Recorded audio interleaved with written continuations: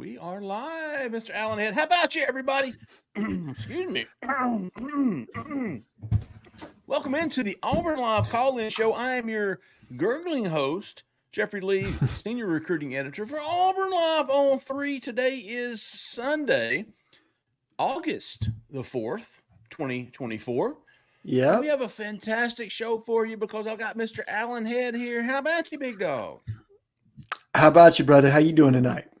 I'm fantastic. Cole Pinkston will be joining us momentarily. He's having technical difficulties, something I can speak to firsthand. I've had them myself in the past.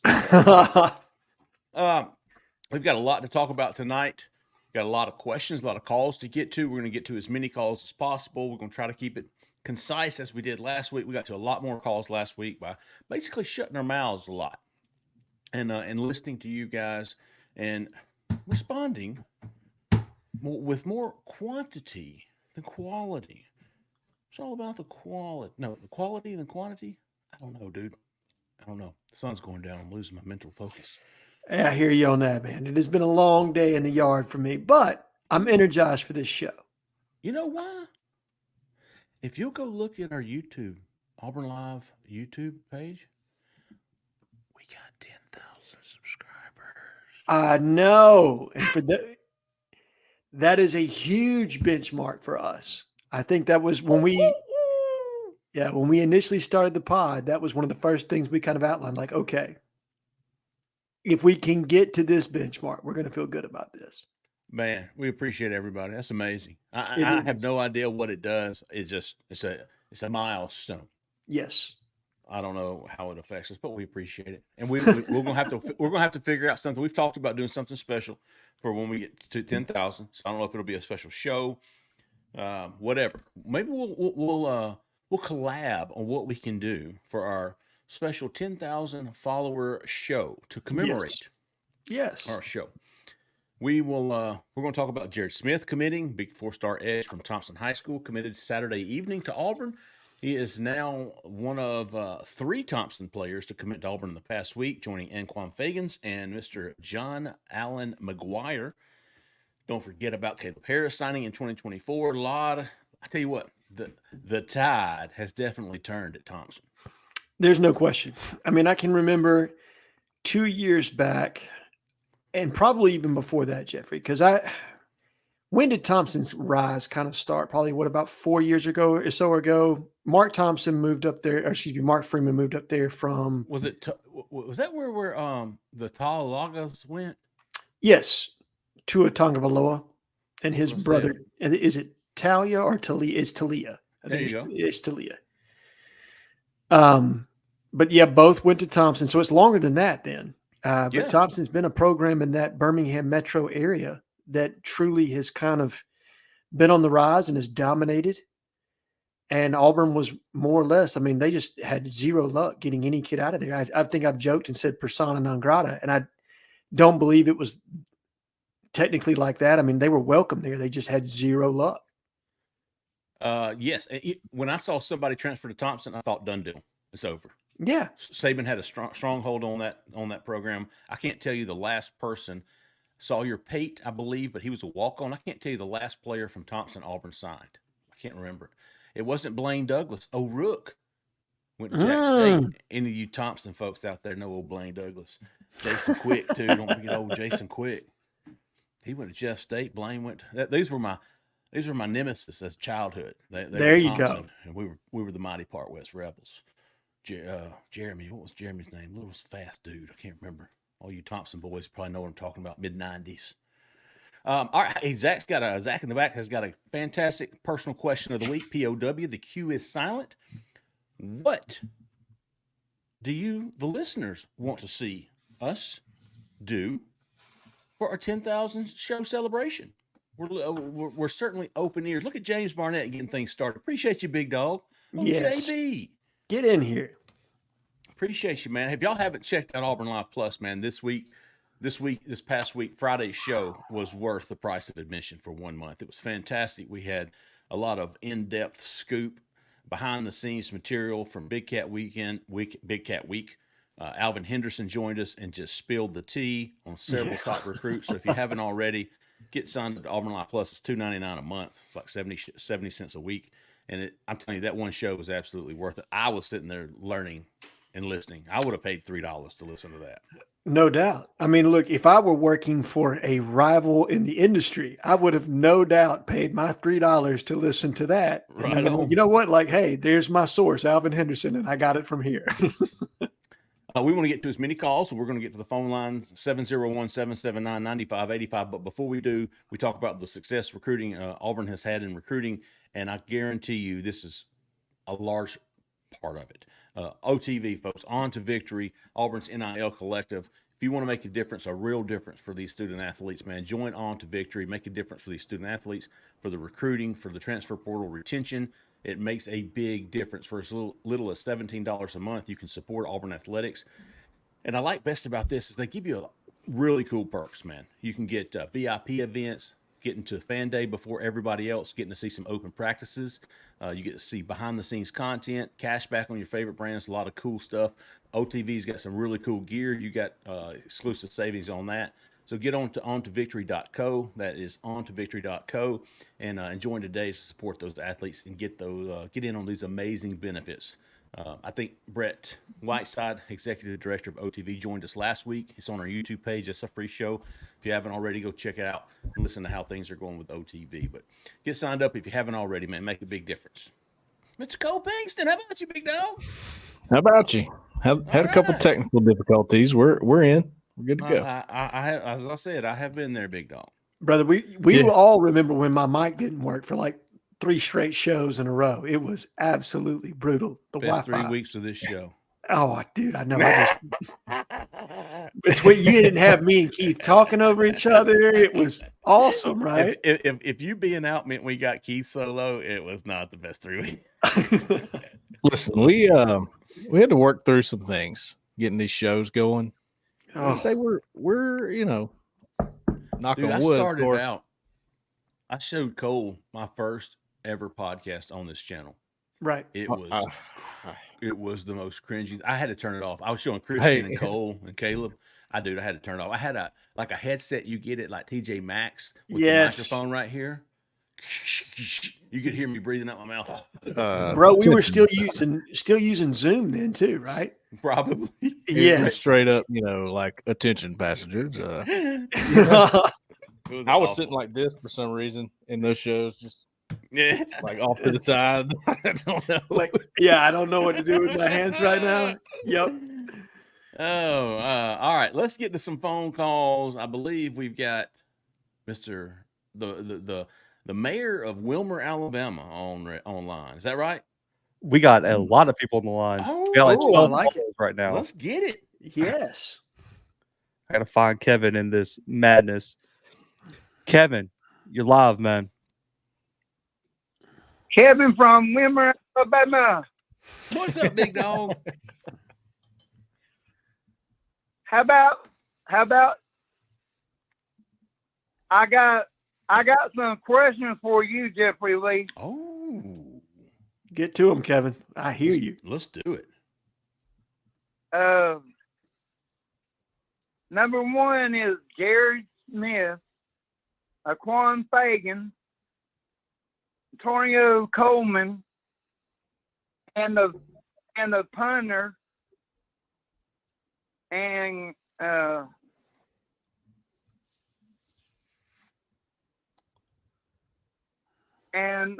somebody else. We got that Derek Smith. Oh, Blake Woodby. Yep. And Blake Woodby.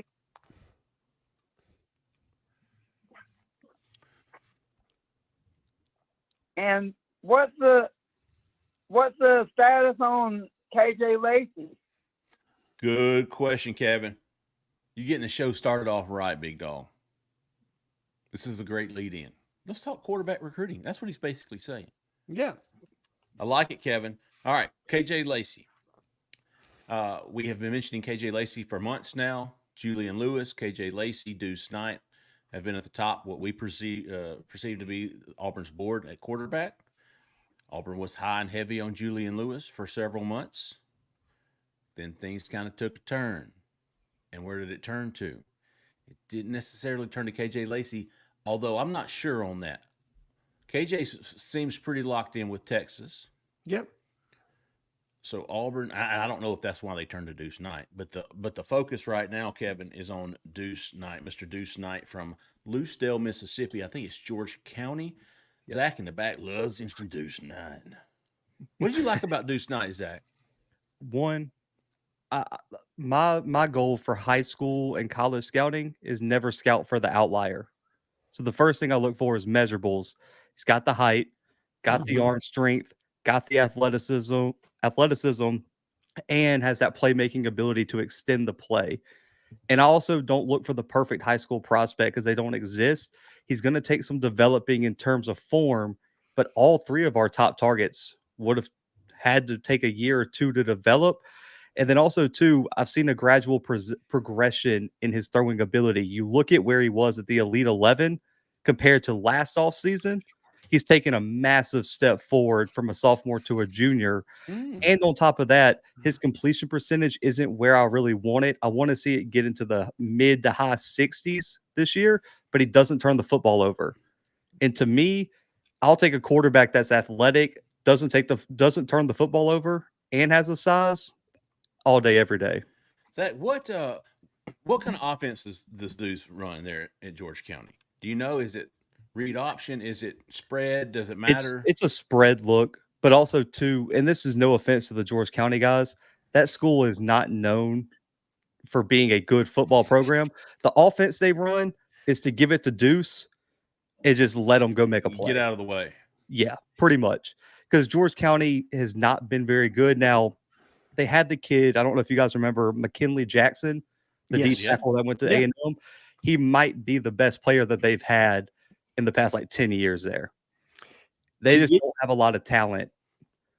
No, they don't. And to add an Auburn reference on the kind of offense, Jeffrey, think Damian Craig underneath Terry Bowden.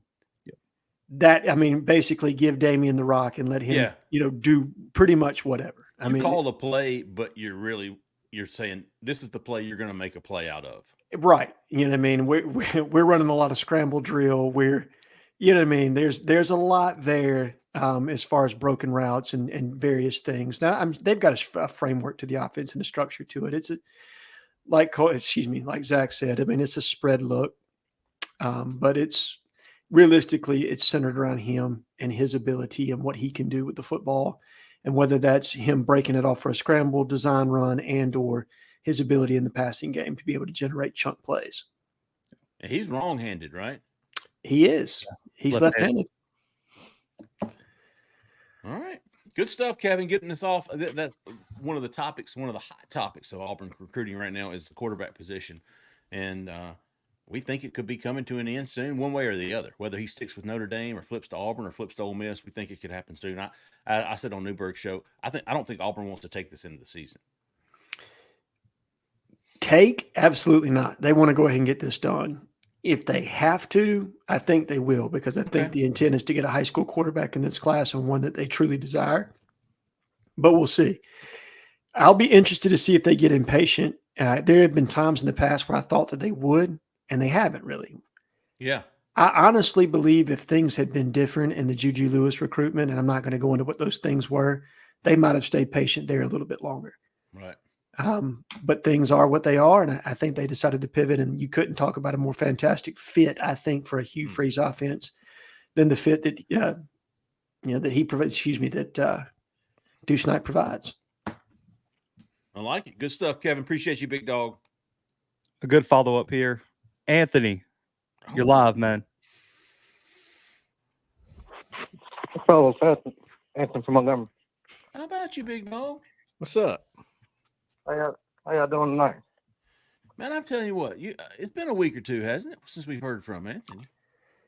Yeah, I had to let the recruiting down. How everybody felt last week about Big Cat is how I feel now that football is back. So let's talk fall camp because I'm tired of talking about recruiting. Good for you. I hear you. I like it.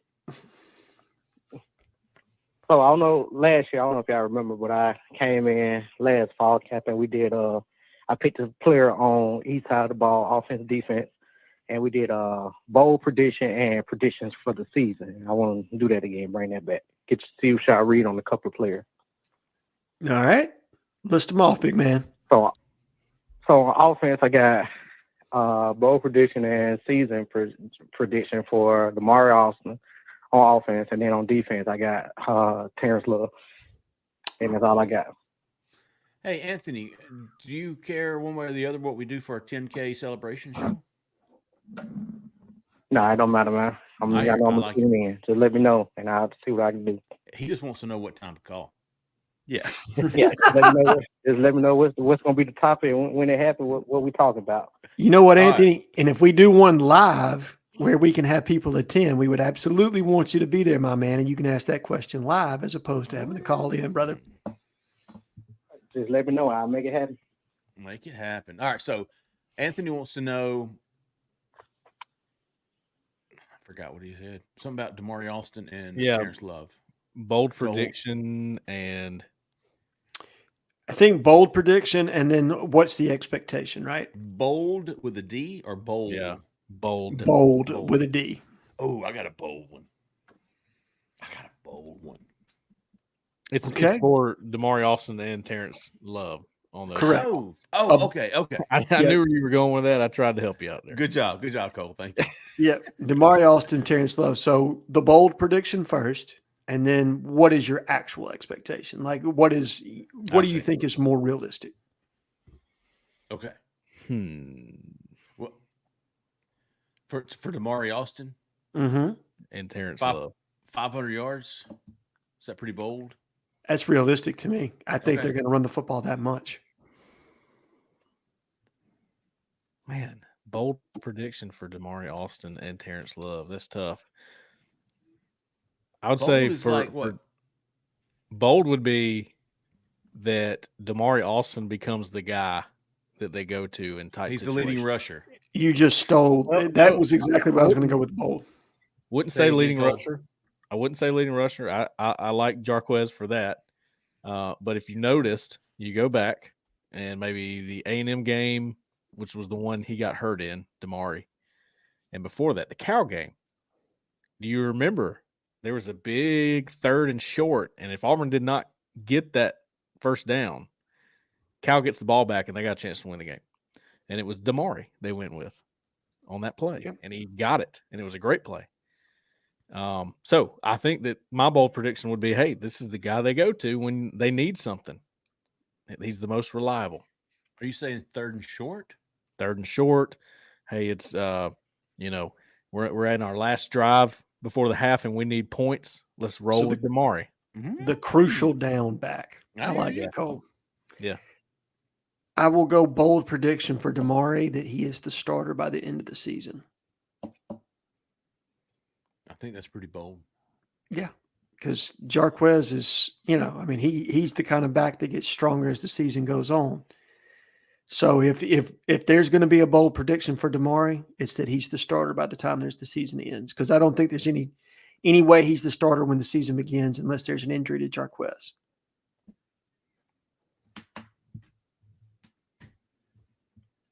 I like Damari. I think he's really good. I do too. And I don't want to make a bold prediction based on, Jarquez is not going to, he's going to be on, he's going to be hurt. No, nobody wants to. Right. You're saying he's going to be the starter, even though Jarquez is still healthy at the end of the season. Correct. To me, like if he's the starter when the season begins, there's an injury. But if he's the starter by the time the season ends, it means he's outplayed Jarquez. And I will say this about Damari Austin. I think he has the most natural vision of any running back on the roster right now. Agree. I think Jeremiah Cobb is probably the most athletically gifted. I think Jarquez is potentially, he's easily the strongest back you have in the backfield and probably the most complete at this point. But as far as a gifted natural runner, I think Damari Austin has the best vision of any back in their backfield right now. This might piggyback off of Cole, but why was Damari in those crucial situations?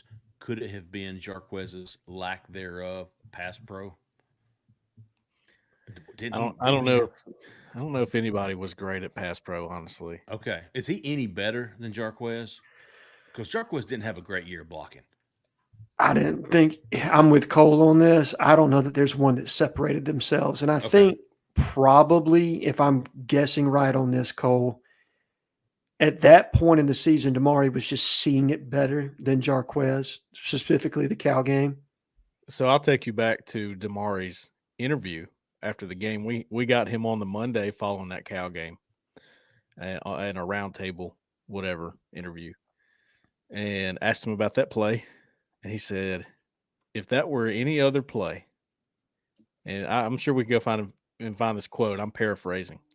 If that were any other play, I would have scored. He said, I saw the cutback. He said, but I wanted to get that first down. And for that reason, maybe they know that Damari is the kind of guy that makes that decision in that moment. Like, yes, making the cutback scoring, that's the next level. But, hey, we know you're going to get that first down. You know what I mean? We can wait till we have a down to gamble with. Right now, if you don't get this first down, game's over, period. Exactly, yeah. And we didn't need to score on that play. Just need to get the first down. That's exactly where Damari's mindset was on that play. And he talked about it afterward. Let's go Terrence Love. Okay.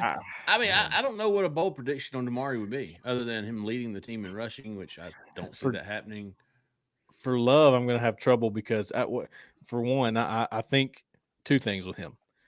Number one, I think Sylvester Smith is starting to solidify himself as that backup safety. Mm-hmm. The other one is Laquan Robinson. I don't know if he's just a true safety right now for Auburn. So the door is open, I think. The door is slightly open for Love. So does he play a lot? Does he actually have a rotation spot? I'm not sure yet, so I don't know what to say on him for a bold prediction. See, here's the thing for me. I don't think T. Love is in the rotation over Caleb Wooden.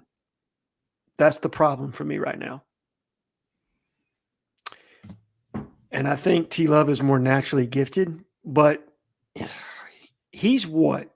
Cole, would you bet he's 215 plus right now? Oh, yeah, I think so. He's a big guy. And here's the thing for me. Do they decide to start giving him some snaps inside the box and transition him to linebacker? Because that's kind of my bold prediction. By season's end, he's in the linebacker room. Okay. See, I feel that way about Laquan Robinson. I think he's more of that type, and I think Love is actually can help you at safety or nickel. Maybe he's a nickel eventually. Right. But that's a good bold prediction for him. I mean, it could easily happen, especially if you keep getting guys like Eric Winters and Ekon Fagans at safety. No, I mean, that's what I'm saying. Are they recruiting over those guys right now? And then they transition them, given the need, because you're graduating 4 linebackers, right? Yeah. Don't really know if J.J. Falk – I mean, right now they're recruiting him to play inside. I project him to grow out to an outside linebacker at some point. I just have a hard time seeing him keeping his weight down at 235 already right now and being able to play off the – not being playing off the edge. But I may be completely wrong on that. They may be able to come in and play inside the box and do it pretty seamlessly. But with some of that movement there and outside of Tyler Lockhart and probably Bryce Diaz, who I think is going to play linebacker. I think he's a perfect overhang safety / outside linebacker for what DJ Durkin wants to do.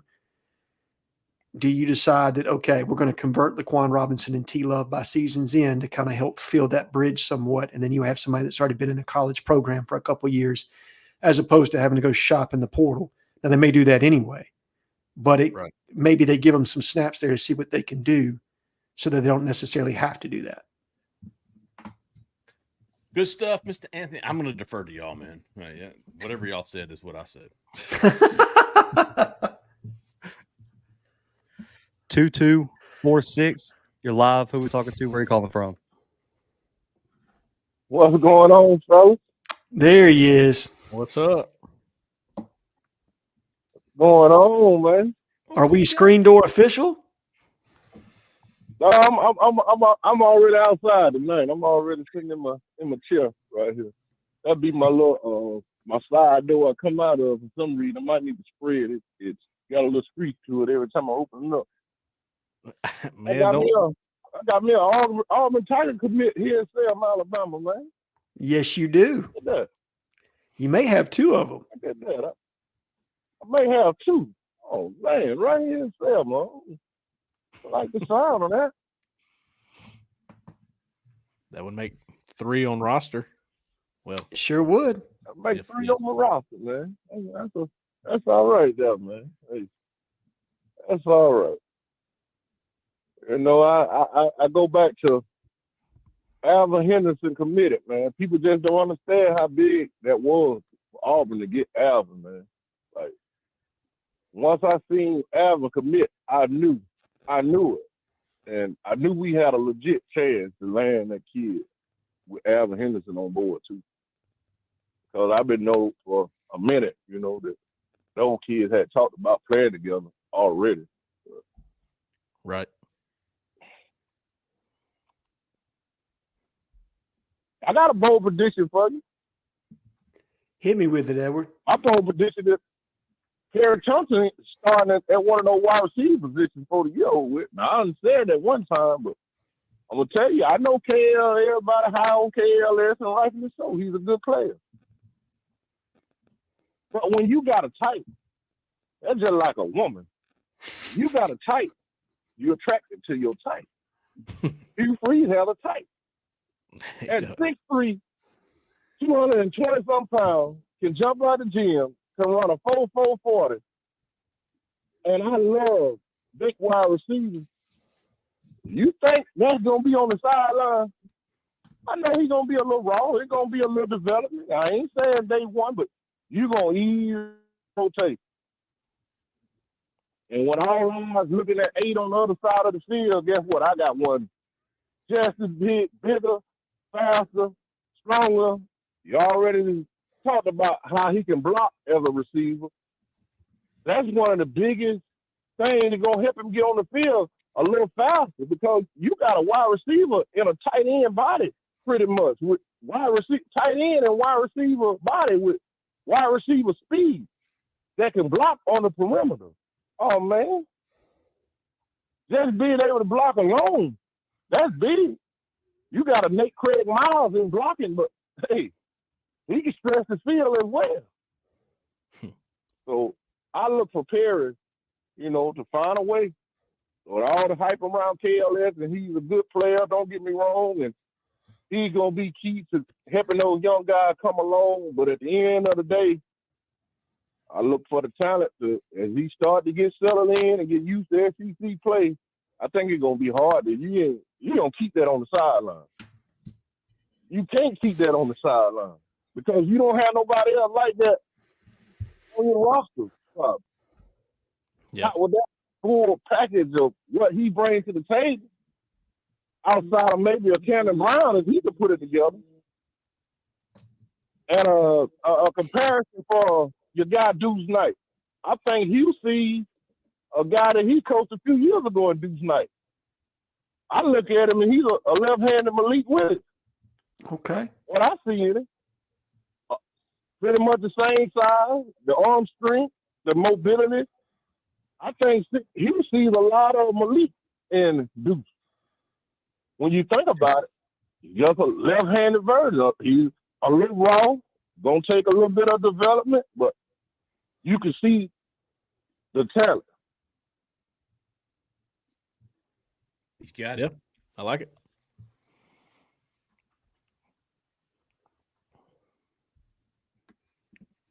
Zach, you see as agile That's as about Malik? all I had, man. Really.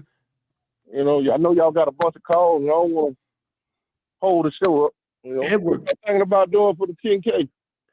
Oh, that's what I was going to ask you. What's your suggestion, Edward?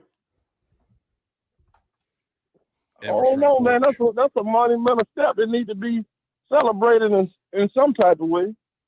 You know, it needs to be celebrated. What you talking about doing a live show, or hey, you bring up one on for a special guest show? Hey, it don't matter to me, man. Just know y'all got my full support and everything y'all do, man. Like y'all got some of the best content it is, you know, out there when it comes for us. Well, I appreciate what y'all doing and the effort and time that y'all put into these, because you know Appreciate there you. every day like Cole, and man, you got a family at home. You know, he puts a lot of time into it. Jeffrey Lee, y'all put a lot of time into this, you know. So that's to be celebrated and appreciated, man. I don't know about the other on 3 sites, but I know I can say this. I believe Auburn Live. I don't believe nobody even come close to Auburn Live. Everybody else is local joker, but this is real, man. One damn Eagle. Appreciate you, big dog. No, appreciate you, Edward.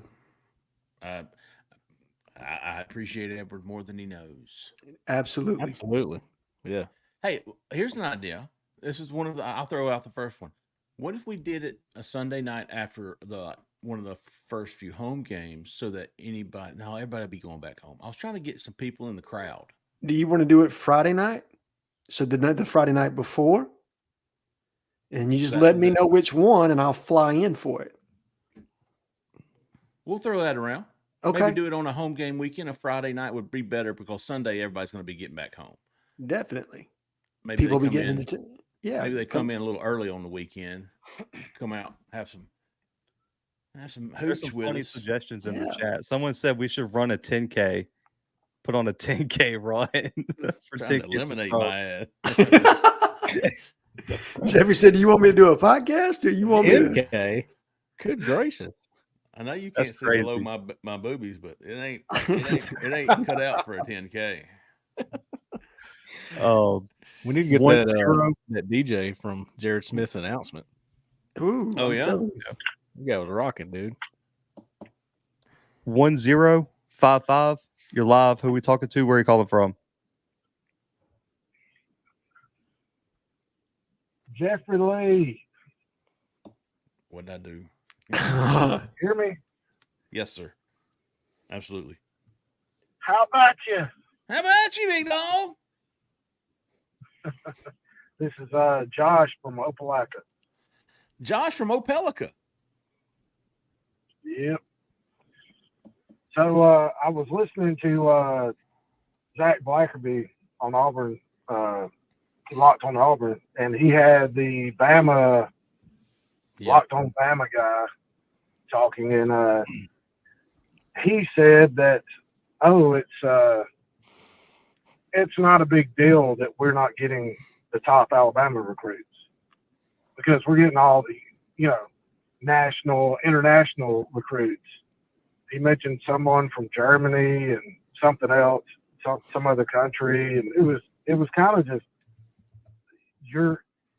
the name of your university is Alabama, and you're not recruiting the top recruits in Alabama. I thought that was funny.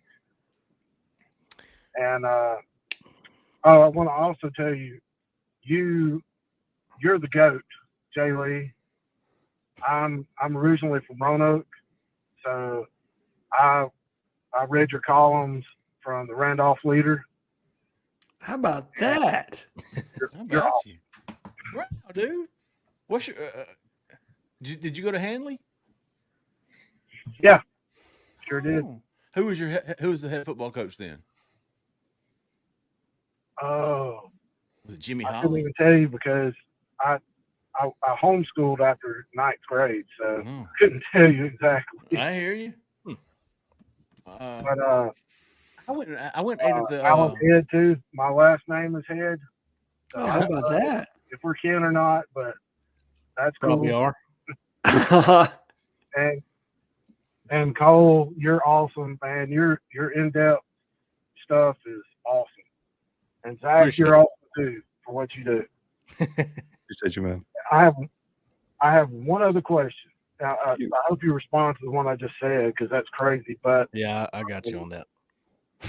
This is just a weird question, but I listen to a lot of podcasts and like also the Drive on and stuff like that. When people say War Eagle and they leave, nobody responds with War Eagle. Is that just a thing, like because you're trying to be, impartial or something and not saying it, or yes. I don't know what it is. Yeah. Yes. But anyway, I'm going to leave now and say War Eagle. Thanks. No, it's like when the girl says "I love you" and you go, "Oh, thank you." Oh, yeah, Josh, So if we did that, we would all probably look like the guy you were referring to on the Locked On Auburn show. Absolutely. And you don't want to look like that.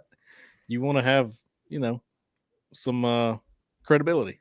And not that guy doesn't, but you want to make sure you do and you're unbiased, right? Right. I mean, when you're covering a team, you have to put, regardless of what fan base you grew up cheering for, right? Or you have to put that aside because the coverage, like you said, Cole, needs to be unbiased. And if you're answering it, if you're responding to War Eagle or something, and I'm saying that as somebody who joined this podcast as a fan, right? But that's just a line that you have to draw. You can't openly cheerlead and just, it's an unfortunate part of it, but it's the professional part of it, right? I mean, as a journalist, that is your job to be unbiased in your reporting. Sure. Regardless if the large majority of our subscribers are Auburn fans, right? I mean, I think we got a few Bama fans that are subscribers, if I'm being honest. But we got a few. Josh, I do want to address that. I watched the show. I thought it was a good show. I thought it was a really good topic, and I couldn't miss it.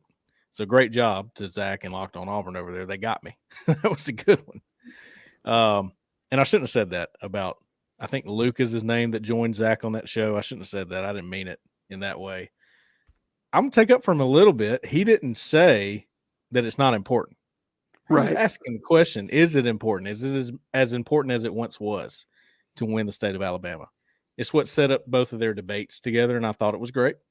Thought it was fair to ask the question because Alabama's had success outside of the state of Alabama. We should acknowledge that. But their base and their foundation began in the state of Alabama.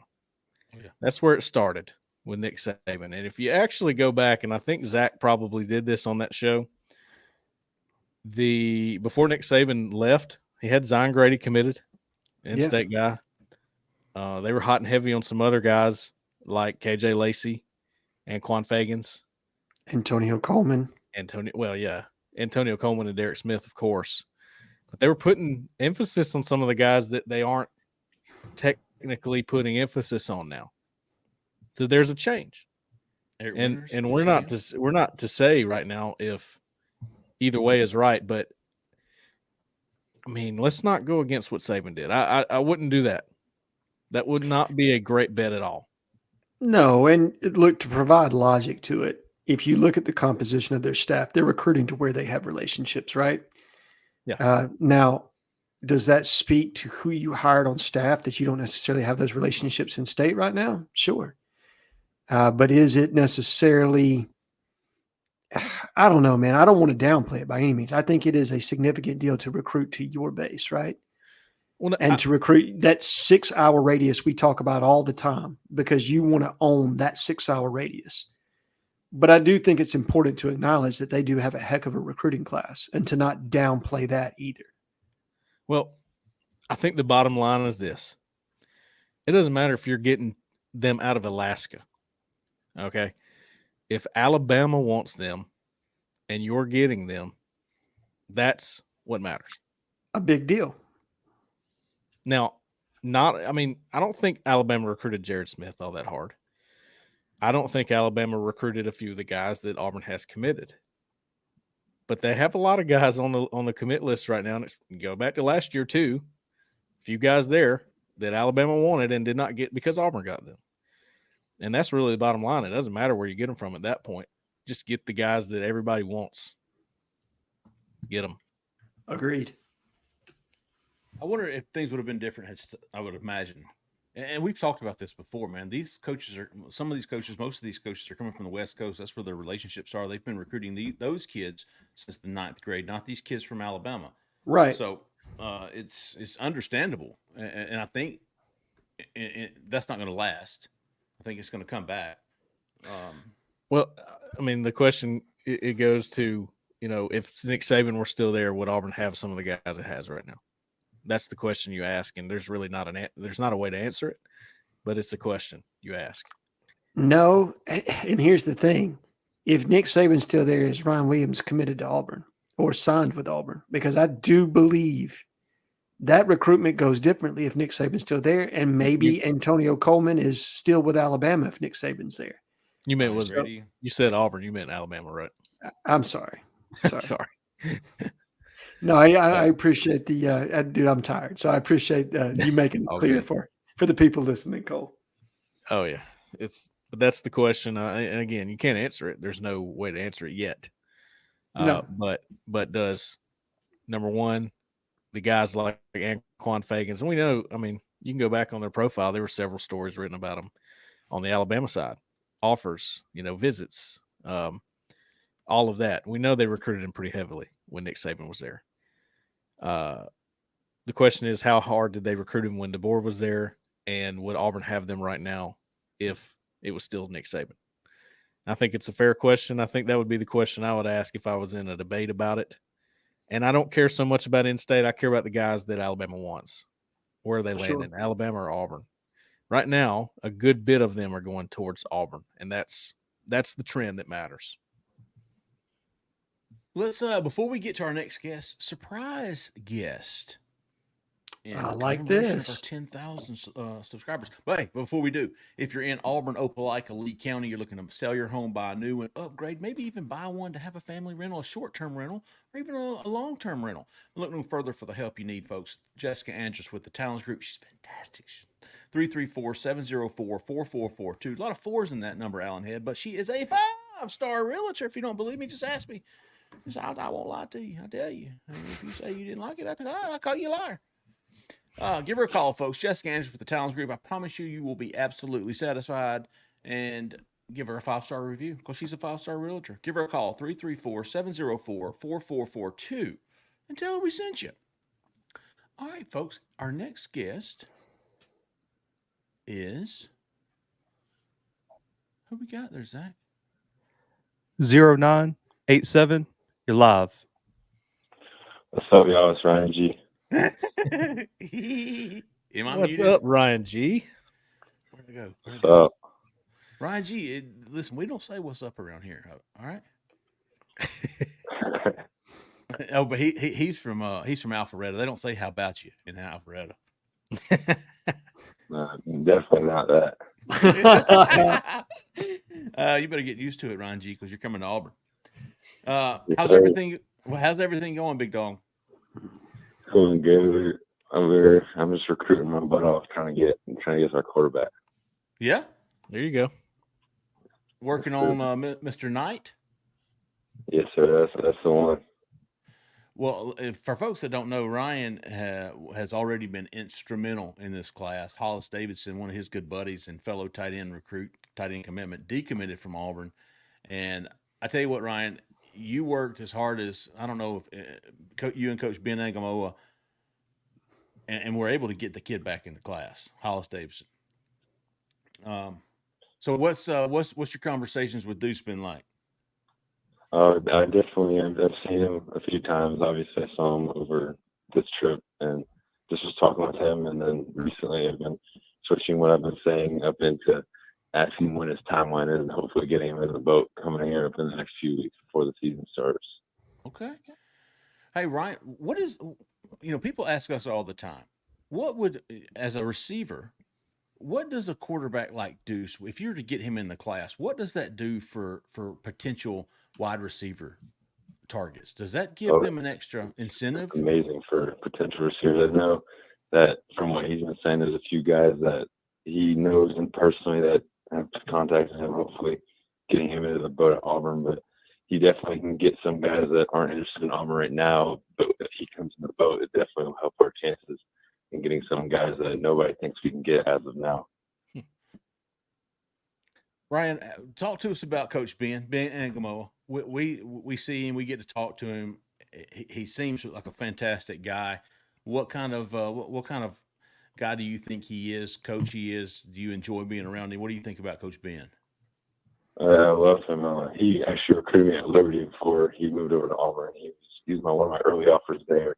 And then right when he got to Auburn, I was the first kid he offered, so that definitely meant a lot to me. But he's a great family man, a great coach, especially the guidance, the best they can get. And I feel like he's done a great job of getting Baldo to a spot where he necessarily wasn't where he was at when he transferred in here. I feel like he's definitely added some things into his arsenal that Coach Ben has taught him, while Coach Bradley teaching them in the film room on the field what he needs to do to get to the NFL.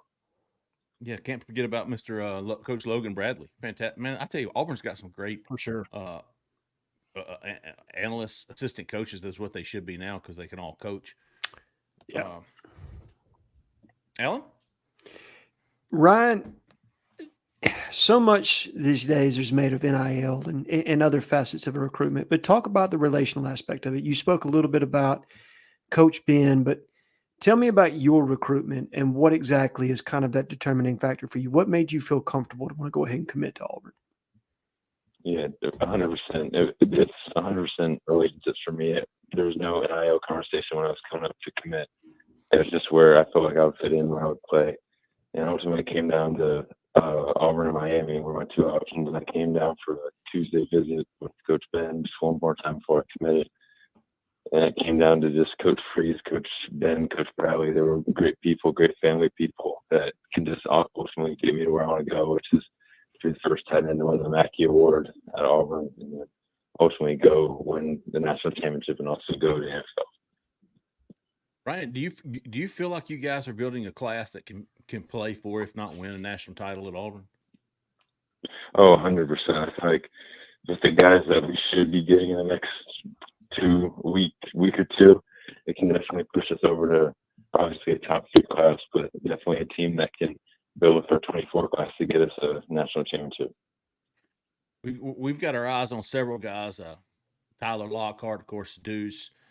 Who else, fellas? We got Andrew Babalola, Naeem Offord, Andrew Babalola, Zion Grady. Yeah, those are 100% the names I've heard. I've heard obviously Duce. I've heard Grady, Offord, Sam Turner, and Lockhart. Yeah. Those are just a few. Babalola, obviously, those are ones that we're trying to get. But if we can definitely get those, that'll put us in a very good spot. Absolutely. Ryan, appreciate you calling in, big dog. Appreciate you giving us your Thanks time. for having me. I appreciate it. All right, buddy. We'll look for you probably that first game. I'm sure Ryan, he comes to Auburn more than I do. Sounds good. Have a good night. Thanks, Ryan. Appreciate you, buddy. Ryan. Bye. Man, fantastic insight there. Absolutely. Yeah, definitely. And I love asking the NIL question because it's, you always want to know what drives a kid, and so much is made of NIL these days. So to hear a kid say, hey, it's still relationships for me.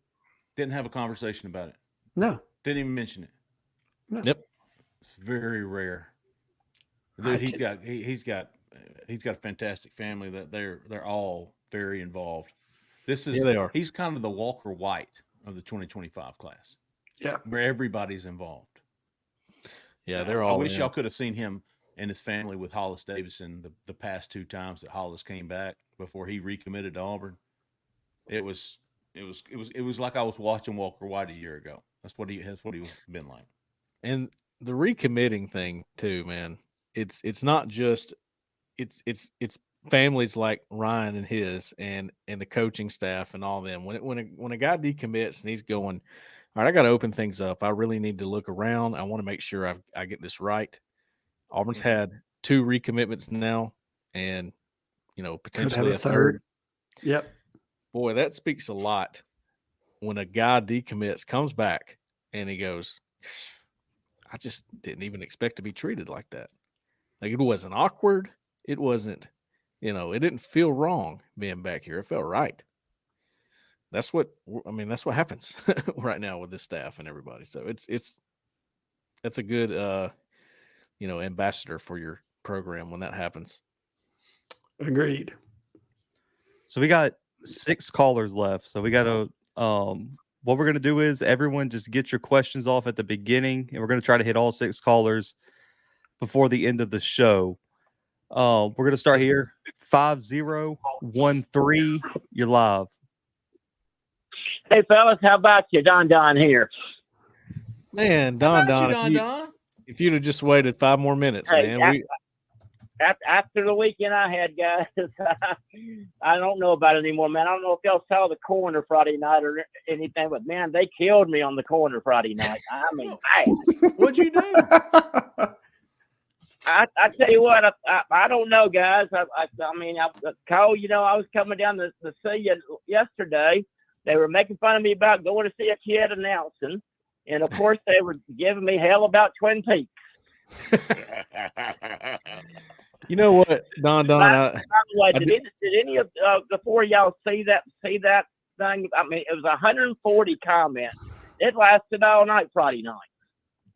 Yeah, most of them. I see you laughing, Jeffrey. I see you laughing. But no, anyway, guys, most of them were funny and good and everything. But there was one or two that kind of I thought was a little disrespectful. But that's okay. I'm a grown man. I can take it. But I see you laughing. Anyway, guys, I suggested and first of all, congratulations on the 10,000. Thank you, Don. I thought of you. Thank you. But I'm not going to make a suggestion you think I'm going to make. Okay? I think you need to do it, Don. Do it, have something the opening football game, and I suggested something at 17-16, but maybe on 3, maybe on 3 tailgate. Okay. Yeah. I'll do some research on that. I don't know if we could. I'm still going to have some stuff at my favorite place, but to let you know, Jeffrey, if you talk to Pat Smith on Jocks, everything, and they were mentioning earlier about professionalism on a podcast or radio show. There's a couple of guys on Jocks, and one of them's named Conrad. He calls himself Crimson Conrad.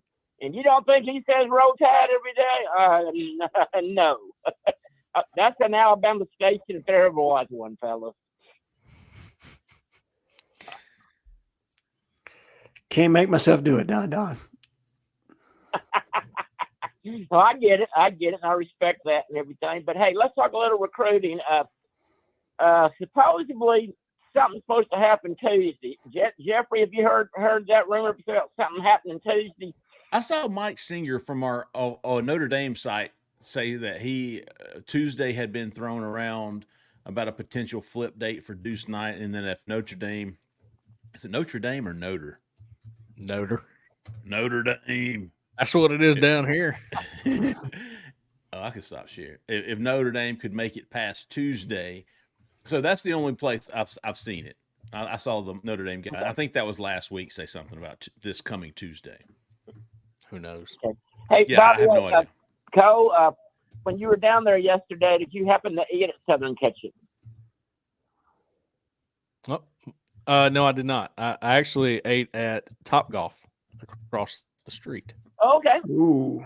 Okay, no wonder I couldn't find you. I was ready to buy you a couple of beers, brother. I still owe you 2 beers from that Twin Peaks cancellation. Don, I sat down up there at the event, and then I opened our thread, and I saw where you said you were leaving. I was like, man, 5 minutes. I was there, man.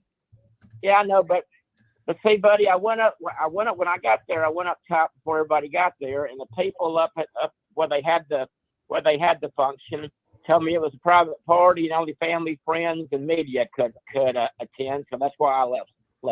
Well, you know what? His invitation on Twitter said everybody's welcome. Yeah, that's true. That's true. That's what I told the people there. But when I was walking out, I ran into Fagans and said hello to him and War Eagle, and he's a very nice young man. Very. They all are. They're very nice, yeah. Well, anyway, guys, I appreciate everything you guys do, and congratulations again on the 10,000 subscribers, and wherever y'all have it at, but guys, I will be there. Sounds good. I'm going to hold you to it, Don. Appreciate you, big dog. All right. Thanks, fellas. Yes, sir. Don, he takes it like a champ, man, over there. You know it. I missed it. I'm going to have to go back and look at it. Well, it's the same people that mess with us, Jeffrey. Okay. You know how Don, I will tell you this, man. As somebody, obviously, who gets a little bit of himself, they only do it, man, because they like you. That's right. Just roll with it. Roll with it. 5799. You're live. Who we talking to? Where are you calling from? Hey, this is Ricky from Birmingham. Ricky. What's up, Ricky? Ricky. Dude, I was thinking the same thing. That's awesome. Yeah, I've been absent lately. Got a little sidetracked with college football 25.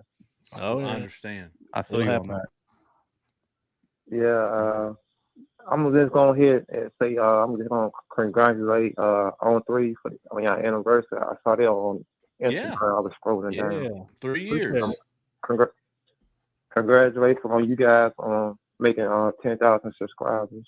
Thank you, Ricky. Appreciate you, Ricky. You welcome. You welcome. I have 2 questions really. The first question is about Duce Knight. I assume you guys watch his high school plays. So is he the type of player that could turn a bad play into a good play like Cam Newton and Nick Marshall? And what's your other question, Ricky? My other question is, I ask you guys this every time. So I know we number 1 for the class of 2026. So what Auburn has to do to get that number 1 seat from Ohio State? Okay, for 2025? Yes. Okay. Hey, I like this now. I'll tell you what, I'm going to appreciate you calling in, Ricky. Appreciate all your support, man. I appreciate you, big dog. Zach, Zach is and I wanted to ask you this earlier when I think Edward was comparing him to Malik Willis.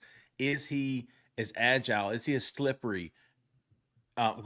You know more than I.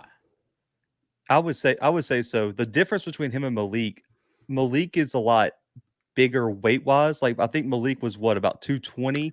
Duce is not that, but Duce is a lot taller. Malik was only about 6'1" ish. With cleats Duce on. is a legit 6'4". Yeah. Right. And Malik was not that big in high school. He was only like 200 pounds. I mean, you remember I think Virginia Tech was recruiting him. He was committed there and was a safety. I think that's I believe he was committed to them as a safety. And then Rhett flipped him at the last second after he had just a monster senior year for Roswell High School. But I would say yes. I mean, he was clocked at a legit 4.5 electronically timed the last time he did athletic testing and ran a 4.3 in the short shuttle. Yeah, the short shuttle. So he's got the athleticism. And you can see on his film, he breaks some runs 60, 70 yards. It's just, I don't know I would still like to see him refine his passing this year. That's just me. I know he can do it athletically. I would just like to see him stand in the pocket and make the throws this year and just show that he can do it because he showed it at the Elite 11. Does he have the capability, the potential? Man, listen, Mike Vick, when I think of lefty, dual threat guys, he's not a Mike Vick. He doesn't have that ceiling. He's not that dynamic. No. Listen, I'm biased because Mike Vick was one of my favorite players growing up because I was really young when he was coming out. It would take a special person for me to compare someone to Mike Vick. I just won't do that to a guy. I don't know what a good comparison for Duce Knight is, but and to answer Ricky's question, he was asking, like, is he a guy that's like a magician? Like he can make things out of nothing, like a Cam Newton, Nick Marshall, Bo Nix, guys like that. Yeah. Where they just make 10 people miss and then find an open guy. I don't think he's that guy. But here's the thing about Duce Knight.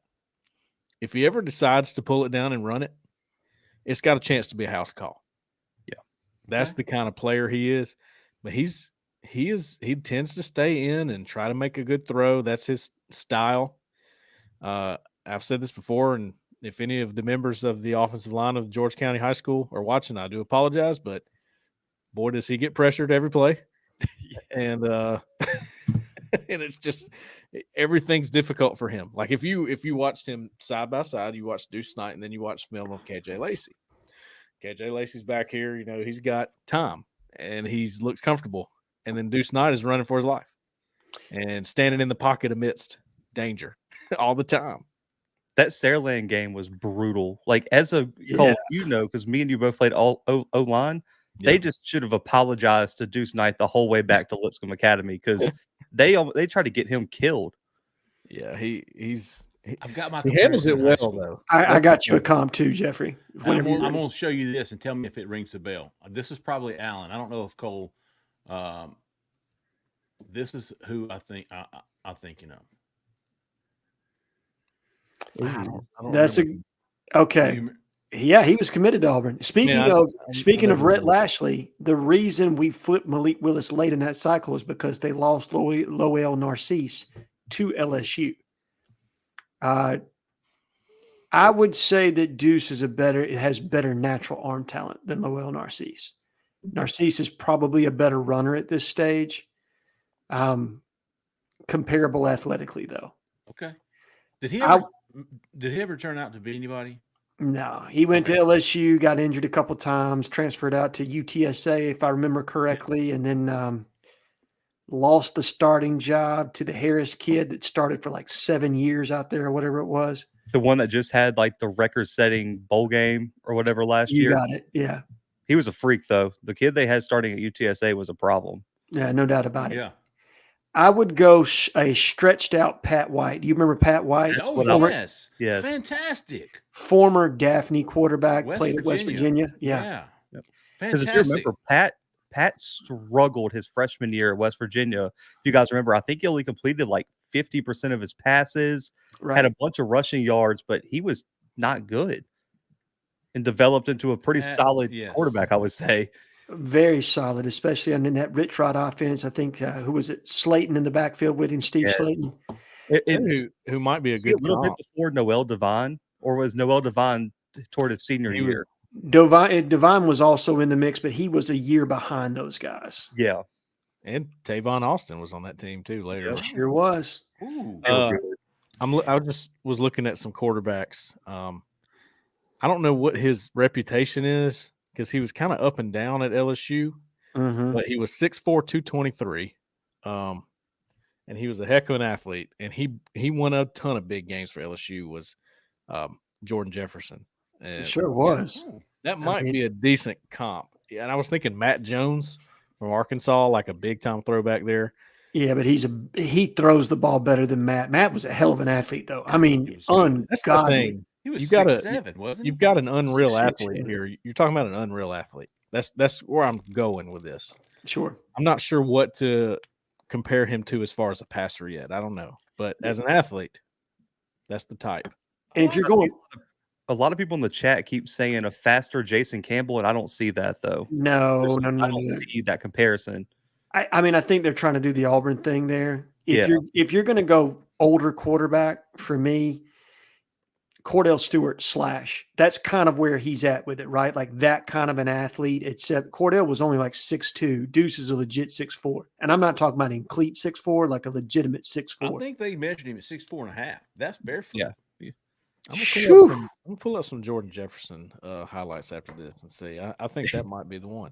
Okay, real quick to finish, Ricky. I'm sorry. Y'all good with Deuce? Yeah, absolutely. Okay. Go ahead. So he wanted to know Auburn's at number 5 on 24/7, number 6 on Rivals, and on 3. What do they have to do in this class to get into that top 3? And I think at this point, y'all correct me if I'm wrong.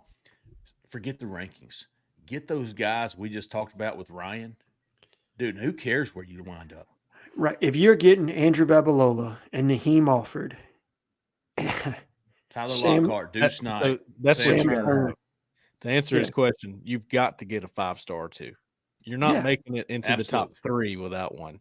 So, I mean, Duce Knight, he's I think number 28 for on 3, or he's right on that edge of being a 5-star.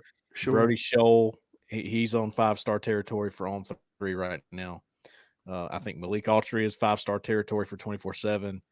So they've got guys of that caliber, but when you start talking about Naeem Alford, he's consensus. That's a 5-star. Yes. Babalola is a consensus 5-star. Babalola, even if you got back into the mix with Caleb Cunningham, that's a consensus. Right. You land those 3, you're top 3. I guarantee it. Me too. Land one of them, you're borderline top 5. Land 2 of them, you're definitely top 5. I completely agree. Got to get some 5-stars, Cole. Beautifully said. Good stuff, Ricky. Appreciate your call, man. 1028. You're live. Who we talking to? Where are you calling from?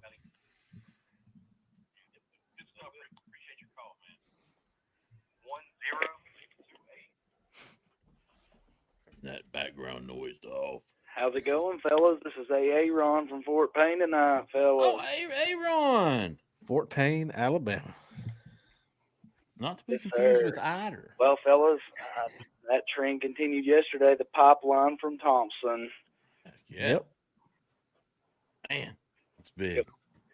Going down just a little bit further south this time, but instead, over there west, coming east this time. Central Alabama.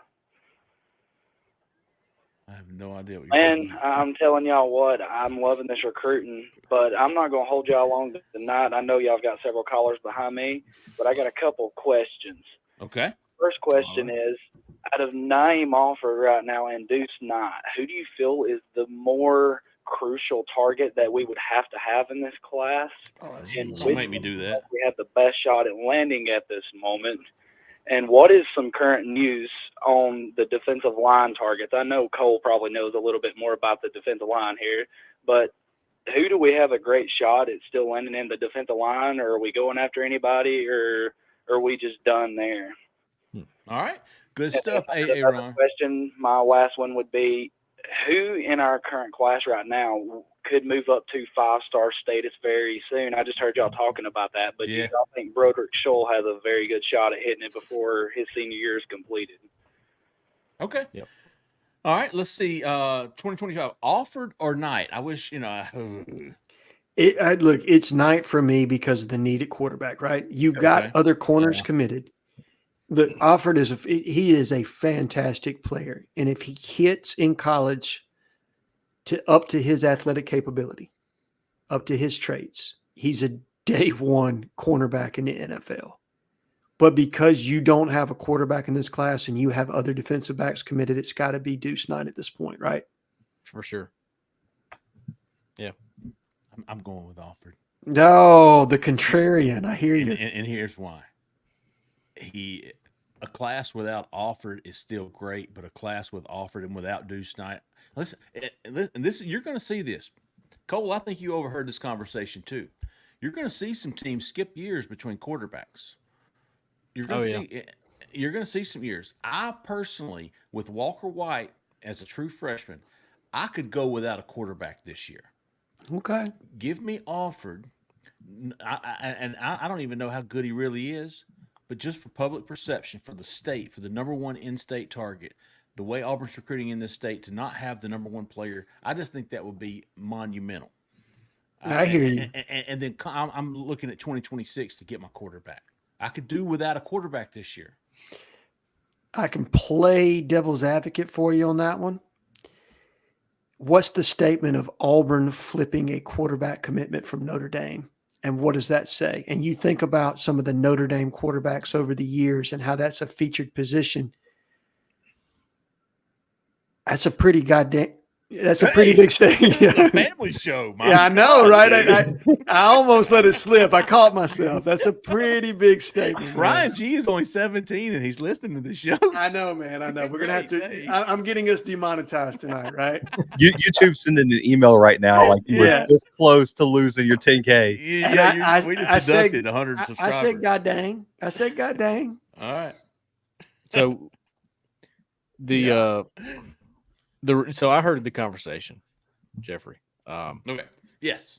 But the way I look at it is, by the way, Ryan G says he's 18. Oh, how about you, Ron? So go ahead, Alan. Yeah, let it rip. Hey, look, you know what? To anybody else's virgin ears out there, we're gonna leave that be, baby. Remember old Cuz called in? He was like 11. Remember that? Oh yeah. Yeah. Oh, I want him back, dude. I forgot about it. It's been a minute. Wasn't he friends with he was like your neighbor or something, right? Was he mine? Yeah. That was a while back. I don't remember that. Well, if you're listening, call us up, man. Yeah. Anyways, all right. So, I could make a case for Duce Knight. I could make a case for Naeem Alford. I really could. As far as the second part of AA run, the D-line, Cole. Ooh. Auburn's got 3. Jordan Crawford, Malik Autry, and Antonio Coleman. What do you think? I would continue to look at the junior college transfer, Xavion Hardy. Yes. I would maybe look at a flip target or two, who that would be. Maybe, Buddy Mathis still has not committed to LSU at last check. Right. Walter Mathis, for those who. You're going to stay on Nate Marshall. Nate Marshall, I don't know much about him anymore. Zion Grady, if you see him as an end, which I do. Sure. Yeah, I think this is one of those deals where you probably see somebody show up at a game that we don't know much about, and you go, Yeah. I agree with you on that one. Didn't think about him. Who's to get Floyd, like Floyd Boucard? Like, what if he shows, right? He told me he's coming. Now, that was 3 days before he committed, but he said he's coming. Who did he commit to? Miami? Oklahoma, I think. Yeah. That's what I said. Well, the thing, honestly, you look at just the class of defensive linemen. Again, it's just not. You don't really see a lot of Derek Browns anymore in general. For Auburn to have gotten Malik Autry, Jordan Crawford, and Antonio Coleman in the boat, my goodness. I mean, you've hit a home run with those three. No doubt about it. I mean, there is so much pressure off to go out and land. I mean, you remember this time last year, right? And we actually had a question on the board today about where were we this time last year by comparison to where we are now. And we just, I think August the 12th, I was able to go back and look at that because Jeffrey, I can read his writing without even having to read it because in every story, he's going to have what number the recruit it was in the class and where we are nationally ranked directly thereafter. And TJ committed on the 12th to make commitment number 16 to move us to 14 in the country. But you only had Malik Blockton and TJ Lindsay at that point. That was it. And both those are really good players. Right. But neither one of them were consensus 4-stars at that point, I don't believe. You have 3 consensus blue chip interior defensive linemen presently committed. Yep. Okay. And we talked about before Aaron called in, the guys potentially could move up or on that 5-star status. All right. Keep us going there, Zach. 2457. You're live. Who we talking to? Where are you calling from? How about you fellas? It's Sky Underwood in Birmingham. Y'all doing okay? Congratulations on 10,000. Appreciate you, Sky. Couldn't have done it without you. For sure. Jeffrey, or all of you, what's your percentage on Duce Knight making a decision to flip to Auburn? And this guy's measurables. So yes, he measured out at 6'4.5", 208 pounds, ran the 40-yard dash in 4.53 seconds, has a 40-plus inch vertical. He was the state champion high jumper at 6'8", and he was the state champion lone jumper at 23 feet 6. Actually 2-time state champion in the long jump. So just a freak athlete. So what's your percentage on him, guys? I love this question, Sky, because I know what mine is. Hell, y'all do too. But I like to hear other fellas. I had him at 60 on Friday. I think. Didn't I have him at 60 on Friday? You did. You had him at 60. Had him at 60 on Friday. Where do y'all stand? Too high, too low? 60 is fair. I would say 55 to 60. I favor Auburn, but look, I just talked about it, and I'm not going to swear this time, but you're competing against Notre Dame for a quarterback. And that's not something that Auburn has traditionally. That's not a recruitment Auburn has traditionally won, right? And Lane Kiffin.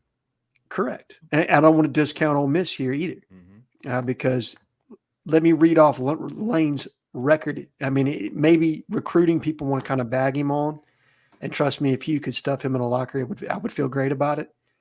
But the last 3 years production on the field, he's been 10-3, 8-5. 11-2. And he's probably about to put a quarterback in the NFL draft. So beating him out for Duce Knight, a kid in his backyard, would be an absolute statement, along with flipping a kid from Marcus Freeman and Notre Dame. Massive statement. Cole? I like 60. Okay. Zach, where are you at? A little bit higher. I think I'm at like 65, 70. Okay. I think I'll update tomorrow because of the commitment of Jarrett Smith, and let's just kind of coming out of the weekend. I think I'll probably bump him up another 5. I'll probably have him at 65 tomorrow morning. Okay. And I'll know a lot more about it come Friday's update, whether I'm going up or down. Sure. I don't think I will ever be above a 60 with a quarterback recruitment. I'm with you, Cole. There's so many variables there, right? I mean, especially one that's committed somewhere. Yeah. I just can't get above that. I hear you. All right, keep us going, big dog. Appreciate you, Sky. Last caller of the night, 5000. You're live. Who we talking to? Where are you calling from? 5,000. Ooh, this might not a good look here. Oh, anticlimactic. He's 5,000 for our 10,000 show. I like it. And he's we lost him. Man. Tough. Do we open the call line for 10 seconds, see who gets in? No, we don't do that. The conference has been unlocked. It's a mad dash. We'll see. About to be 20 callers. Jeffrey's calling in right now. We'll give him the first Where- one. where's It's the same person. Okay, get in here. 5000. You're Jeffrey. live. Jeffrey, hey boys, this is Woody up here in Jones Boogie. Jones Boogie. Oh, Woody. Yeah, up in Arkansas. Remember What's how- going? Yeah, what's going This on, is our Woody? dog right here. I know, right? Yes. I wanted to agree with what Jeffrey said. Can y'all hear me? Yes, sir. We Yes, can, sir. Woody. Okay, I can hear you on my phone this week. I got it figured out how to do it now. What Ryan was talking about, the kid from Alpharetta, Yes. and what Jeffrey's kind of agreed with is not always about the money. No. Man. Good Hello? point, Woody. And it's great to hear that, right? And you don't hear enough of that right now, not in the seat that we sit in, not in my I opinion. don't know. Yeah, we've got like a 5-second delay here between. It's at Arkansas. Yeah. It's at Arkansas. What do you call it? Y'all still there? Yeah, Big we're still dog. here, man. We- Yes, sir. yeah, Keep Woody. going. Okay. Yeah, so I don't know how many of y'all have had a sit down 30-minute to an hour. It's hard to get Hugh longer than 30 minutes to an hour. But I've sat 4 or 5 times in the room with him the night before in the Egg Bowl. Just me and him sitting in the room talking about the Egg Bowl the next day down in Tupelo. We call it One Below over in Mississippi. But if a kid can really get in there and if Freeze can get them in the room, Jeffrey, you don't have any muscles. No, he is fine. He's a 10 second. Sorry, we lost the caller again. Oh man, that sucks.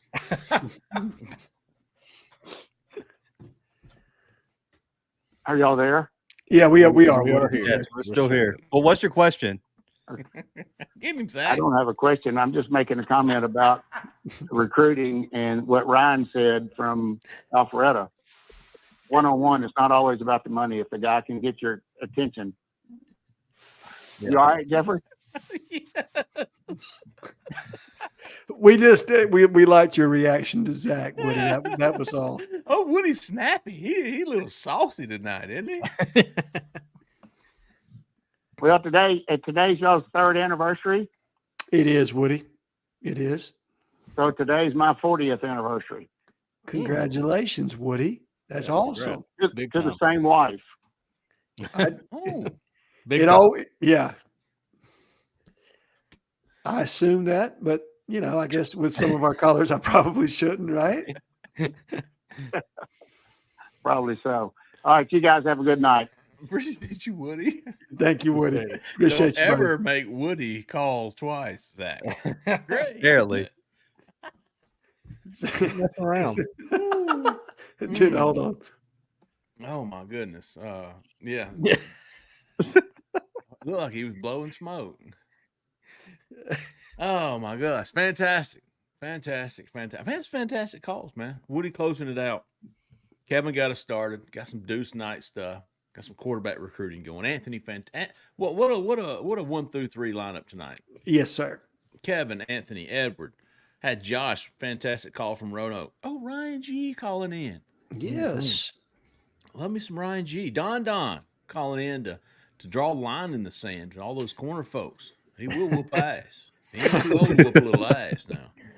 I said, Ricky from Birmingham calling in. A. Ron, Sky Underwood, and Woody.